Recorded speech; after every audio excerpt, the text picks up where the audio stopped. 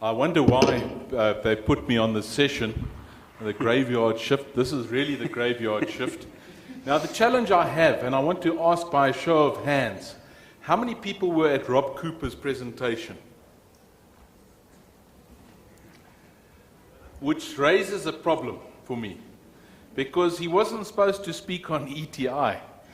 And my presentation was already prepared when I heard that he had done so.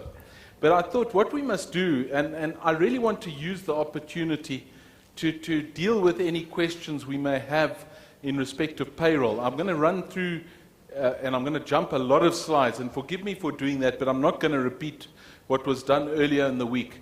There's just one or two areas which we'll get into and highlight. But please, let's maximize the questions in terms of the time we have. We want to finish promptly at 4, but we've got plenty of time, and we can deal with questions maybe that you didn't have earlier. Now, Neil Nell is here.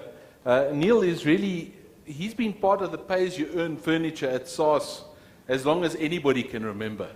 And he really does know pay-as-you-earn, and he will be dealing with it. We operate out of a unit that we call operational escalations and support, where we are engaging with issues that come up, whether it be from the RCBs, whether it come via the SARS Service Monitoring Office. We've got our friend Eric Makawane here, who's also from the Ombud, so I deal with those queries that come through. Those are the types of things we do, but we do get involved with industry quite a bit, specifically the PAG, sometimes the Banking Association, and I'll take a bit of flack for saying sometimes, and obviously the RCBs to a large degree.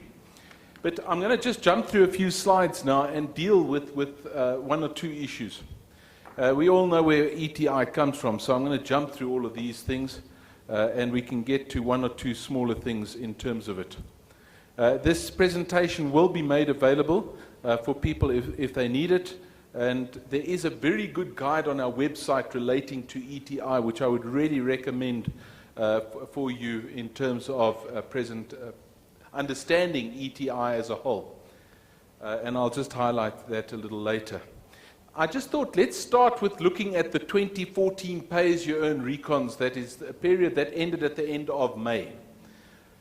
We were very worried, and I need to put that on the table, when we started looking at the figures on Friday night, Saturday morning, which had been submitted supposedly in time to SARS.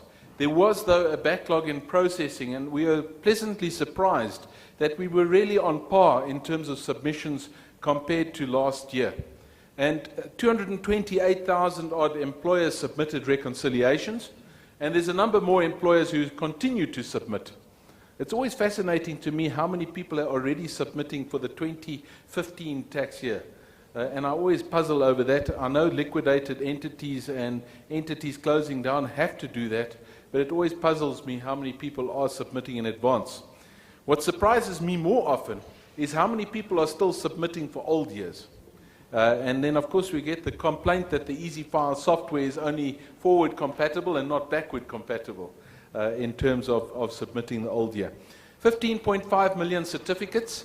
There's probably around 11 million employees represented in terms of that.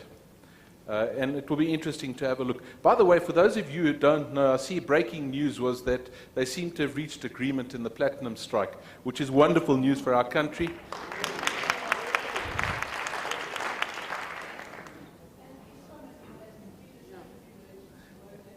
Yeah, we won't have power tonight to heat our homes.